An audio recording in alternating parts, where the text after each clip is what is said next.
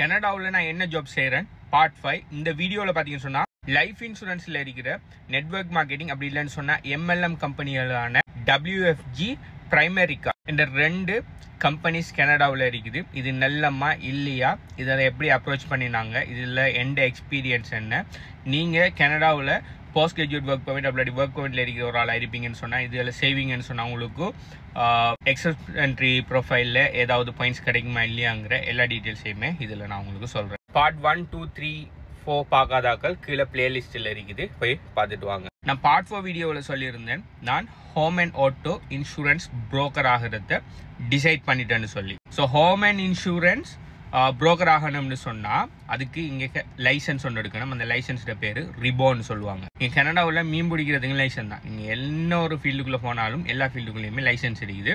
சில ஃபீல்டுக்குள்ளே licence mandatory இல்லை, ஆனால் சில ஃபீல்டுக்குள்ளே லைசன்ஸ் கட்டாயம் மேண்டட்டரி. இப்போ நீங்கள் இன்சூரன்ஸ் ஏஜென்ட் ஆகி, இன்சூரன்ஸ் ஏஜென்ட்டுக்கும் புரோக்கருக்கும் நான் வித்தியாசம் சொல்லிட்டேன் நான் பழைய வீடியோவில். நீங்கள் இன்சூரன்ஸ் ஏஜென்ட்னு சொன்னால் ஏதாவது ஒரு பர்டிகுலர் இன்சூரன்ஸ் கம்பெனியில் ஒர்க் பண்ணி அவங்களோட இன்சூரன்ஸ் ப்ராடக்ட்ஸை செல் பண்ணுவீங்க.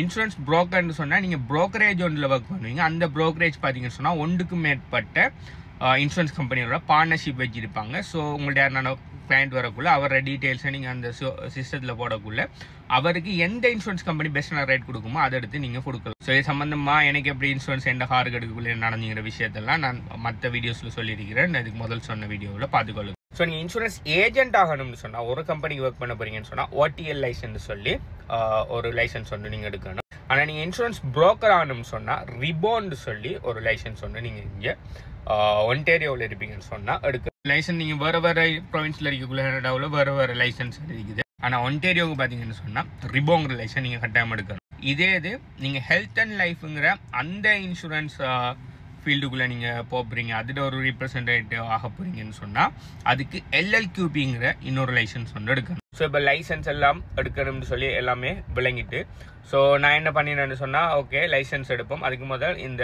ஹோம் அண்ட் ஆட்டோ இன்சூரன்ஸ் ப்ரோக்கரேஜில் என்ன இருக்குது, அதில் எனக்கு நான் எந்த ப்ரோக்கரேஜில் நான் என்ன கார் எடுத்தனோ அந்த ப்ரோக்கரேஜ் பெஸ்ட் மாதிரி பார்த்தீங்கன்னா அவங்க கிட்டத்தட்ட more than 42க்கு மேற்பட்ட இன்சூரன்ஸ் கம்பெனிஸோட பார்ட்னர்ஷிப்பில் இருக்காங்க. ஸோ எனக்கிட்ட நான் நாளைக்கு இன்சூரன்ஸ் ஒரு புரோக்கர் ஆகி நான் என் கிளைண்ட்டுக்கு சேவ் பண்ணக்குள்ள நான் பெஸ்ட்டான ப்ராடக்ட்டை தான் நான் கொடுக்கணும். ஸோ நான் அந்த ப்ரோக்கரேஜில் நான் எங்கே லைசன்ஸ் எடுத்தனோ அதே ப்ரோக்கரேஜில் நான் ஒர்க் பண்ணக்குள்ள நான் 42 கம்பெனியில் அனலைஸ் பண்ணி பெஸ்ட்டான ரேட் ஒன்று கொடுக்கலாம்னு சொல்லி அது சம்மந்தமான மேலதிக டீட்டெயில்ஸை நான் கலெக்ட் பண்ணிட்டு இருந்தேன். ஸோ இன்சூரன்ஸ் சம்மந்தமான ரிலேட்டடான நிறைய விஷயங்களை சோஷியல் மீடியாக்களில் ஃபாலோ பண்ணிட்டு லிங்க்டின்லையும் நிறைய சம்மந்தமான ஆட்களோட கனெக்ட் பண்ணிட்டு இருக்கக்குள்ள லிங்க்டின்ல ஒரு கனெக்ஷன் ஒன்றுலேருந்து எனக்கு மெசேஜ் வருது, நீங்கள் இன்சூரன்ஸ் ஃபீல்டில் இன்ட்ரெஸ்ட் ஆகிறீங்கன்னு தெரியும், எங்களோட கம்பெனியில் ஒரு வேக்கன்சி ஒன்று இருக்குது பேசுவோமான்னு சொல்லி. ஸோ அவங்களோட ப்ரொஃபைலில் போய் பார்த்தேன், நான் இன்சூரன்ஸ் ரிலேட்டடான விஷயங்கள் எழுதியிருக்காங்க, ஆனால் எந்த கம்பெனியில் ஒர்க் பண்ணுறாங்கன்னு சொல்லி எதுவுமே அவங்க எழுதலை. அப்போ ஓகேன்னு சொல்லி ஒரு டைம் ஒன்று புக் பண்ணி ஜூம் மீட்டிங் ஒன்று வர சொன்னாங்க. நான் ஜூம் மீட்டிங்குக்கு போனேன். எனக்கு சின்ன ஒரு டவுட், மேபி இது ஒரு நெட்வொர்க் ஏண்டா எனக்கு தெரியும் ஆல்ரெடி இன்சூரன்ஸ் ரிலேட்டடாக 2 நெட்வொர்க் மார்க்கெட்டிங் கம்பெனிஸ் கனடாவில் ரன் ஆகிட்டு இருக்குன்னு சொல்லி. முதலாவது WFGங்கிற ஒரு கம்பெனி, வேர்ல்ட் ஃபைனான்ஸ் குரூப்னு சொல்லி உண்டு. 2வது கம்பெனி பார்த்தீங்கன்னு சொன்னால் பிரைமரிக்கான்னு சொல்லி இன்னொரு கம்பெனி உண்டு. இந்த 2 கம்பெனியும் கனடாவில் பயங்கரமாக நெட்வொர்க் மார்க்கெட்டிங் கன்செப்ட் தெரியாதாக்களுக்கு நெட்வொர்க் மார்க்கெட்டிங்னு சொன்னால் நிறைய பேர் ஆட்களை ரெக்ரூட் பண்ணி இப்போ நீங்கள் இன்சூரன்ஸ் ப்ராடக்ட் ஒன்று வாங்குறீங்கன்னு சொன்னால் நீங்கள் ஒரு ஏஜென்ட், நீங்கள் இன்னும் 4 பேருக்கு செல் பண்ணினா உங்களுக்கு கமிஷன் கிடைக்கும். அவங்க செல் பண்ணுறதுலேருந்து உங்களுக்கு கிடைக்கும். நெட்வொர்க் மாதிரி MLM சொல்கிற மல்டி லெவல் மார்க்கெட்டிங் இந்த கான்செப்ட். நான் இந்த நெட்வொர்க் மார்க்கெட்டிங் MLMக்கு நான் எதிர்ப்பு இல்லை, ஆனால் எனக்கு அது செய்கிறதுக்கு பிடிக்காது. ஓகே, ஏன்னா நான் ஒரு ப்ராடக்டோட பெனிஃபிட்டை வச்சு செல் பண்ணுறது தான் எனக்கு விருப்பம். அதனால தான் நான் அஃபிலியேட் மார்க்கெட்டிங்கை ப்ரிஃபர் பண்ணுவேன் நெட்வொர்க் மார்க்கெட்டிங்கை விட. பிஸ்னஸ் ஆப்பர்ச்சுனிட்டியை ட்ரீமை செல் பண்ணி ப்ராடக்டை முக்கியத்துவம் கொடுக்காம ட்ரீம் நீங்கள் இத்தனை பேர் ஆட்கள் சேர்த்தா உங்களுக்கு இவ்வளோ கமிஷன் கிடைக்கும், நீங்கள் உங்களுக்கு 100 பேர் வந்தால் உங்களுக்கு இப்படி வரைக்கும்னு சொல்லி ட்ரீம் செல் பண்ணுறது எனக்கு விருப்பம் இல்லை. ப்ராடக்ட் பார்த்தீங்கன்னு சொன்னால் 2 WFGலையும் சரி பிரைமரிக்காவிலையும் சரி 2லையுமே லைஃப் இன்சூரன்ஸ் தான் செல் பண்ணுறாங்க. ஹோம் அண்ட் ஆட்டோ இல்லை, அவங்கள்ட்ட ஹோம் அண்ட் ஆட்டோக்கு பார்ட்னர்ஷிப் ஒன்று இருக்குதான். ஸோ இப்போ எனக்கு ஒரு டவுட், இந்த 2 கம்பெனியில் ஒரு கம்பெனியில் ஒரு ஆளாக தான் இருக்கணும் அதுன்னு சொல்லிட்டு நான் என்ன சொன்னேன்னா ஓகே அவங்க ஜூம் மீட்டிங் கூப்பிட்றது மேலே நான் கேட்டேன் இது நெட்வொர்க் மார்க்கெட்டிங்கா சொல்லி கேட்டேன். அவங்க சொன்னாங்க நெட்வொர்க் மார்க்கெட்டிங் அப்படின்னு அதெல்லாம் எங்களுக்கு தெரியாதுனாங்க. ஓகே அப்போ நெட்வொர்க் மார்க்கெட்டிங் இல்லையாக்குன்னு சொல்லிட்டு ஜூம் மீட்டிங்குக்கு போயிட்டேன். ஜூம் மீட்டிங் போனோடனே ஓகே நீங்கள் என்ன செய்றீங்க எல்லாத்தையுமே கேட்டு தெரிஞ்சு கொண்டது பிறகு எங்களோட கம்பெனிட்டனே WFG நான் திரும்ப கேட்டேன். இது தானே நான் கேட்டேன், WFGங்கிற நெட்வொர்க் மார்க்கெட்டிங் கம்பெனி எனக்கு தெரியும். ஓகே, இப்போ நான் நெட்வொர்க் மார்க்கெட்டிங்னா வராமல் ஓட போகிறல, நான் ஜஸ்ட் கேட்டேன் நெட்வொர்க் மார்க்கெட்டிங்னு சொல்லி. இல்லை நீங்கள் நெட்வொர்க் மார்க்கெட்டிங் நீங்கள் பிள்ளையா வாங்கிங்க, நீங்கள் வேறு நெட்வொர்க் மார்க்கெட்டிங் கம்பெனி மாதிரி இல்லை, எங்கள் நெட்வொர்க் மார்க்கெட்டிங் கம்பெனி வித்தியாசமான அது இதுண்டு ஒரு லேடி உண்டு. அது இது சரி கதை சொல்லி சொன்னேன். இப்படி தான் இப்படி உங்களுக்கு பெனிஃபிட் இருக்குது, அது இருக்குது. நீங்கள் லைஃப் இன்சூரன்ஸ் ப்ளஸ் இன்வெஸ்ட்மெண்ட் மாதிரி இன்வெஸ்ட்மெண்ட் ஒன்று வச்சுருக்காங்க. அவங்க நீங்கள் கண்டினியூஸாக இன்வெஸ்ட் பண்ணிட்டு வந்தால் இவ்வளோ நீங்கள் சேவ் பண்ணலாம், ஃபைனான்ஷியல் ஃப்ரீடம் தெரியும் தானே. ஃபுல்லாக கழிச்சிட்டு போனாங்க. ஒரே ஒரு கொஸ்டின் கேட்டேன், இது T4 வருமா? அதாவது ஜாப் மாதிரி இதை கன்சிடர் பண்ணுவீங்களா, இல்லாட்டி செல்ஃப் எம்ப்ளாய்டாக நீங்கள் இதை கன்சிடர் பண்ணுவீங்களா, இதை நான் செய்வேன்னு சொன்னான்னு சொல்லி கேட்டேன்.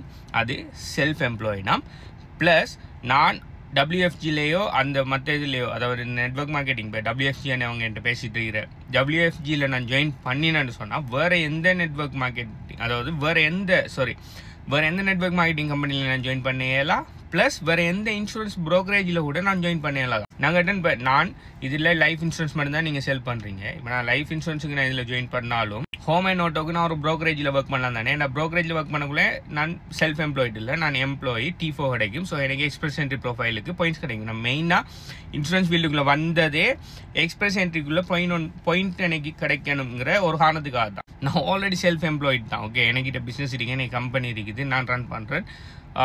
எனக்கு செல்ஃப் எம்ப்ளாய்டுன்னா இங்கே பாயிண்ட்ஸ் இல்லை. அதனால தான் நான் ஒரு எம்ப்ளாய்மெண்ட் இதுக்குள்ளே நான் போகிறதுக்கே நான் முடிவெடுத்தேன்னு சொல்லி சொன்னேன். அவங்க நான் இதெல்லாம் சொல்லி நான் ஆல்ரெடி இது தெரியாத ஒரு ஆளாக இருந்தால் தலையை பிரெயின் வாஷ் பண்ணிப்பாங்க. இது எல்லாத்தையும் கதைச்சி நான் மாறி டஃப் கொடுத்ததால டிஃபென்ஸ் மூட்டுக்கு போயிட்டாங்க இந்த லேடி. அது என்ன உங்களுக்கு வேலை இருந்துடி, அப்படி இல்லை குவாலிஃபைடு இல்லை, அப்படி இல்லையா, இங்கே எங்களோட கம்பெனி அப்படி தெரியுமா இப்படி தெரியுமா கத்தி கிட்டத்தட்ட 2 hour மாறி சண்டை. அது ப்ரெசன்டேஷன் இல்லை, சண்டையாக போயிடுங்க 2 பேருக்கும். உனக்கு தெரிஞ்சதோட கூட எனக்கு நெட்வொர்க் மார்க்கெட்டிங் தெரியும், நீ அறப்படிக்காது, அது அப்படி இல்லை இப்படி இல்லைன்னு சொல்லி நானும் கதைக்க ஆரம்பித்தோடனே அவக்கு லைக் என்ன செய்யற நீ, அது நான் எல்லாத்தையும் சரியாக சொன்னோடனே அவனுக்கு அந்த ஏற்றுக்கொள்ள இல்லாமல் போய் எனக்கு இந்த நெட்வொர்க் மார்க்கெட்டிங் எல்லாம் விருப்பம் இல்லை. எனக்கு T4 சரி ஃபைனலாக இப்போ நீ என்ன சொல்ல வரேன், நான் சொன்னேன் நான் இதில் ஜாயின் பண்ணேன், இது T4வா, இதை நான் எக்ஸ்பிரஸ் என்ட்ரி ப்ரொஃபைலில் இதை எட் பண்ணலாமான்னு கேட்டேன். இல்லை இது செல்ஃப் எம்ப்ளாய்டு தான். நான் சொன்னேன் நாட் இன்ட்ரெஸ்டட் இன்னொன்று. Okay thanks for your time போட்டு ஆல் போயிட்டு. ஸோ நீங்கள் யாருன்னா PGW post graduate work permit அப்படி ஒர்க் பர்மிட்டில் இருக்கீங்க, உங்களோட எக்ஸ்பிரஸ் என்ட்ரி ப்ரொஃபைலுக்கு பாயிண்ட்ஸ் வேணும் சொல்லி இந்த அநேகமான நான் சில விளம்பரங்களையும் பார்த்தேன். இந்த 2 நெட்வொர்க் மார்க்கெட்டிங் கம்பெனிஸும் நீங்கள் PGW பிள்ளைங்களா உங்களுக்கு பாயிண்ட்ஸ் கிடைக்கும், இது Tier 3ன்னு சொல்லி எல்லாம் ப்ரொமோட் பண்ணுறாங்க. ஆனால் நீங்கள் இன்சூரன்ஸ் புரோக்கர் அப்படி இல்லாட்டி ஏஜென்ட் ஆகி ஏதோ ஒரு பர்டிகுலர் இன்சூரன்ஸ் கம்பெனிலையோ இல்லாட்டி புரோக்கரேஜில் எம்ப்ளாயியாக நீங்கள் ஒர்க் பண்ணுவீங்கன்னு சொன்னால் உங்களுக்கு பாயிண்ட்ஸ் கிடைக்கும். அதை விட்டுட்டு இது மாதிரியான நெட்வொர்க் மார்க்கெட்டிங் கம்பெனிகளில் போய் நீங்கள் செல்ஃப் எம்ப்ளாய்டாக நீங்கள் ரெஜிஸ்டர் பண்ணீங்கன்னா உங்களுக்கு எக்ஸ்பிரஸ் என்ட்ரி ப்ரொஃபைலில் உங்களுக்கு எந்த விதமான பாயிண்ட்ஸும் கிடைக்காது. ஸோ ஆள் மாறுங்கன்னு சொல்லிட்டு அவங்க 2 பேரையும் இது செஞ்சுட்டு அதுக்கு பிறகு நான் என்ன பண்ணினேன்னு சொன்னால், நான் எங்கே இந்த கார் இன்சூரன்ஸ் எடுத்தனோ அந்த 42 கம்பெனியில் அனலைஸ் பண்ணி பெஸ்டான கார் இன்சூரன்ஸ் தந்தரோ அந்த கம்பெனிக்கு மெசேஜ் பண்ணினேன். ஓகே, மெசேஜ் பண்ணுறதுல நான் லிங்க்டின்ல போய் அவங்கள சர்ச் பண்ணி அவங்க ஜாப் போட்டிருந்தாங்க. அவங்களோட 2 பிரான்ச்சில் ரிச்மண்ட் ஹில் பிரான்ச்லையும் மிசிசாகா பிரான்ச்லையும் வேகன்சி இருக்குன்னு சொல்லி போட்டிருந்தாங்க இன்சூரன்ஸ் புரோக்கருக்கு. ஆனால் அதில் கேட்டிருந்தாங்க ரிபோ லைசன்ஸ் கட்டாயம் இருக்கணும்னு சொல்லி. இருந்தாலும் நான் ரிபோ லைசன்ஸ் எடுக்கிறதுக்கு முதல் சும்மா இன்டர்வியூ போய் பார்ப்போமேன்னு சொல்லி போட்டு நான் அப்ளை பண்ணினேன். இதுக்கு எனக்கு சோஷியல் மீடியா ப்ரெசன்ஸ் இருக்குது, எனக்கு நிறைய ஃபாலோவர்ஸ் இருக்குது, 15,000 மேலே லீட் ஜென்ரேட் பண்ணிக்கேன். இது எல்லாத்தையும் மென்ஷன் பண்ணி தான் இந்த சிவியை வச்சு நான் அப்ளை பண்ணினேன். அவங்களுக்கு பிடிச்சிட்டு உடனே மிசிசாகா பிரான்ச்ல இருந்து HR இன்டர்வியூ வச்சாங்க. ஆனால் ரிச்மண்ட் ஹில் பிரான்ச்ல இருந்து ரிச்மண்ட் ஹில் பிரான்ச்சோட மேனேஜிங் பார்ட்னர், அதுதான் அந்த பிரான்ச்சோட ஹெட், அவரே இன்டர்வியூ வச்சாரு. ஸோ எல்லாத்தையும் கதைச்சிட்டு அவங்களுக்கு பிடிச்சிட்டு ரிபோலைசன் எடுத்துட்டு நீங்கள் வருவீங்கன்னு சொன்னால் உங்களுக்கு ஜாப் ஷுவர், உங்களுக்கு ஒர்க் கன்ஃபார்ம். நீங்கள் ரிபோ லைசன்ஸ் எடுத்துகிட்டு வாங்க, உடனே ஸ்டார்ட் பண்ணலாம்னு சொல்லிட்டாங்க. ஸோ இப்போ ரிபோ லைசன்ஸ் எடுக்கணும். ஸோ இந்த ரிபோ லைசன்ஸ் நான் எடுத்தேன்னா அதுக்கு என்னென்ன விஷயம்லாம் செஞ்சேன், அதுக்கு படித்தேன்னா படிக்கலையா, ரிபோ லைசன்ஸ் எடுத்துட்டேன்னா இல்லையா, ப்ளஸ் இந்த ரிபோ எக்ஸாமோட ஃபார்மேட் என்ன, இந்த விஷயம் எல்லாத்தையுமே இதில் அடுத்த பார்ட்டில் பார்ப்போம். நான் நினைக்கிறேன் அடுத்த பார்ட்டோட இந்த சீரீஸ் ஃபுல்லாக முடியும்னு சொல்லி வெரி சாரி, இதில் என்னால் முடிக்க இல்லாமல் போயிட்டு நெக்ஸ்ட் பார்ட்டில் சந்திப்போம். பை.